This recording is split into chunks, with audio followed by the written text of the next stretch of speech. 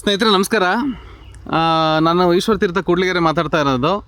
ನಾವು ಕಳೆದ 3 ತಿಂಗಳ ಕೆಳಗಡೆ ಸಕಲೇಶಪುರ ತಾಲೂಕು ಅಲಸುಲಿಗೆ ಗ್ರಾಮದಲ್ಲಿ ಜಸಿಂತಾ ಟೆಲ್ಲಿಸನ್ ನಮ್ಮ ಮೇಡಮ್ ಅವ್ರಿಗೆ ನಾವು ಇದನ್ನು ಪರಿಚಯ ಮಾಡಿಕೊಟ್ಟಿದ್ವಿ. ನಮ್ಮ ನೆಟ್ಸರ್ಫ್ ಜೈವಿಕ ಗೊಬ್ಬರಗಳ ಬಗ್ಗೆ ಪರಿಚಯ ಮಾಡಿಕೊಟ್ಟಿದ್ವಿ.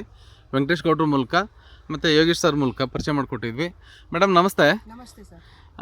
ನಾವು ನಿಮಗೆ ಪರಿಚಯ ಮಾಡಿಕೊಟ್ವಿ, ಕಳೆದ 3 ತಿಂಗಳ ಕೆಳಗಡೆ ಪರಿಚಯ ಮಾಡಿಕೊಟ್ವಿ. ನಿಮ್ಮದು ಮೆಣಸಿನ ತೋಟ ಮತ್ತು ಕಾಫಿ ಕಾಂಬಿನೇಷನ್ ಇರುವಂಥದ್ದು.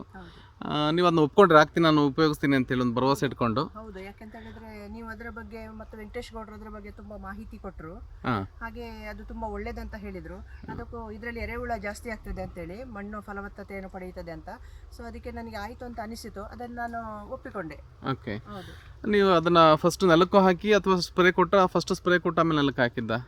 ನಾನು ಫಸ್ಟ್ ನೆಲಕ್ಕೆ ಕೊಟ್ಟೆ. ಓಕೆ, ಆಮೇಲೆ ಸ್ಪ್ರೇಯನ್ನು ನನಗೆ ವೆಂಕಟೇಶ್ ಗೌಡ್ರು ಹೇಳ್ತಾ ಇದ್ರು, ಗೈಡ್ ಮಾಡ್ತಾ ಇದ್ರು, ಹೀಗೆ ಮಾಡಿ ಅಂತೇಳಿ.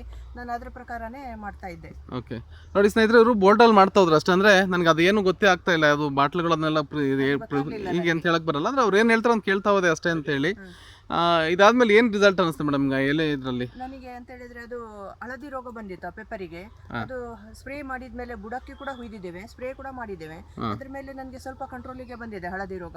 ಆಮೇಲೆ ಅದರ ಎಲೆ ಕೂಡ ಇಲ್ಲಿ ಗೊತ್ತಾಗ್ತದೆ ನಿಮ್ಗೆ, ಈ ಗ್ರೀನ್ ಕಲರ್ ಸ್ವಲ್ಪ ಡಾರ್ಕ್ ಗ್ರೀನ್ ಬಂದಿದೆ ಇದು.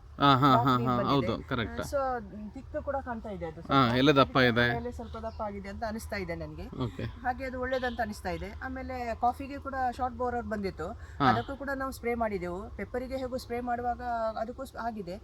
ಪುನಃ ಅದಕ್ಕೆ ಶಾರ್ಟ್ ಬೋರರ್ ಬಂದಿತ್ತು ಅಂತೇಳಿ ಪುನಃ ಸ್ಪ್ರೇ ಮಾಡಿದೆ. ಯಾಕಂದ್ರೆ ವೆಂಕಟೇಶ್ ಗೌಡ್ರು ಪದೇ ಪದೇ ಬಂದು ಹೇಳ್ತಾ ಇದ್ರು, ನಮಗೆ ಇಷ್ಟು ಹಾಕಬೇಕು, ಯಾವ್ದು ಹಾಕಬೇಕು, ಹೇಗೆ ಸ್ಪ್ರೇ ಮಾಡಬೇಕು, ಹೇಗೆ ಬುಡಕ್ಕೆ ಡ್ರೆಂಚಿಂಗ್ ಮಾಡ್ಬೇಕಂತೇಳಿ ಅದ್ರ ಪ್ರಕಾರನೇ ಮಾಡ್ತಾ ಇದ್ದೇವೆ ನಾವು. ಓಕೆ, ಈಗ ಇಂಪ್ರೂವ್ ಆಗಿದೆ. ಓಕೆ ಸ್ನೇಹಿತರೆ, ಅದು ಶಾರ್ಟ್ ಬೋರರ್ ಅಂತೇಳಿ ಕಾಫಿಗೆ ಬರೋಂಥ ಒಂದು ಪ್ರಾಬ್ಲಮ್ ಅದು ಆ್ಯಕ್ಚುಲಿ. ಅದು ಮೇಡಮ್ ಅದನ್ನು ಗುರುತಿಸ್ಕೊಂಡು ಅದನ್ನು ಒಂದು ಪ್ರಯೋಗ ಮಾಡೋಣ ಅಂತ ಅದಕ್ಕೂ ಮಾಡಿದರು. ಅದಾದಮೇಲೆ ಅದನ್ನು ಕ್ಲಿಯರ್ ಆಗ್ತಾಯಿದೆ ಅಂತ ಅದನ್ನು ಹೇಳ್ತಾರೆ, ಸ್ಪಷ್ಟವಾಗಿ ಹೇಳ್ತಾ ಇದ್ದಾರೆ.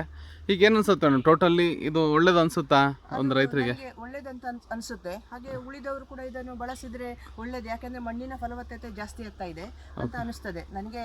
ನನ್ನ ಭಾವ ಕೂಡ, ನನ್ನ ಅಣ್ಣ ಕೂಡ ಜೊತೆಯಲ್ಲಿದ್ದಾರೆ. ಅವರು ಕೂಡ ನನಗೆ ತುಂಬಾ ಸಪೋರ್ಟ್ ಮಾಡ್ತಾ ಇದ್ದಾರೆ, ಹೀಗೆ ಮಾಡ್ಬೇಕಂತೇಳಿ. ಅವರು ಜೊತೆಯಲ್ಲಿ ಇದ್ದುಕೊಂಡು ಕೆಲಸವನ್ನು ಮಾಡ್ತಾ ಇದ್ದಾರೆ. ಹಾಗೆ ಒಳ್ಳೇದಂತ ಅನಿಸ್ತಾ ಇದೆ. ಉಳಿದವರು ಇದನ್ನು ಉಪಯೋಗಿಸಿದ್ರೆ ಒಳ್ಳೇದು, ಯಾಕಂದ್ರೆ ಮಣ್ಣಿನ ಫಲವತ್ತತೆ ಎಲ್ಲರಿಗೂ ಬೇಕಾಗಿರೋಂಥದ್ದು ಇವತ್ತು. ಅದಕ್ಕೋಸ್ಕರ ಅದು ಒಳ್ಳೇದಂತ ಅನಿಸ್ತದೆ. ಓಕೆ, ನೋಡಿ ಸ್ನೇಹಿತರೆ, ವೃತ್ತಿಯಲ್ಲಿ ಟೀಚರ್ ಇದ್ದಾರೆ. ಹಾಗಾಗಿ ವಿಜ್ಞಾನದ ಬಗ್ಗೆನೂ ಗೊತ್ತು, ಮಣ್ಣಿನ ಬಗ್ಗೆನೇ ಗೊತ್ತು.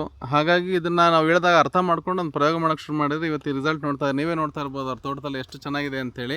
ನೀವು ಸಕಲೇಶಪುರದ ಯಾವುದೇ ಭಾಗಕ್ಕೆ ಹೋದ್ರೆ ಹಳದಿ ರೋಗ ತುಳುಕ್ತಾ ಇದೆ, ಸೊರಗು ರೋಗ ಇದೆ. ಈ ತೋಟದಲ್ಲಿ ಒಂದೇ ಒಂದು ಬಳ್ಳಿ ಸಹ ನಿಮಗೆಲ್ಲೂ ನೋಡ್ಲಿಕ್ಕೆ ಸಿಗ್ತಾ ಇಲ್ಲ ಹಳದಿ ರೋಗದ್ದು. ಎಷ್ಟು ಕಂಟ್ರೋಲ್ ಆಗ್ತಾಯಿದೆ ಅಂತ ನಿಮಗೆ ಗೊತ್ತಾಗ್ತಾ ಇದೆ. ಮತ್ತು ಶಾರ್ಟ್ ಬೋರರ್ ಅಂತ ಹೇಳಿದ್ರೆ ಅದು ಅಷ್ಟೇ ತುಂಬ ಚೆನ್ನಾಗಿ ಆಗ್ತಾ ಇದೆ. ಹೇಳಿ ಮೇಡಮ್, ಮತ್ತೆ ಏನಾದರೂ?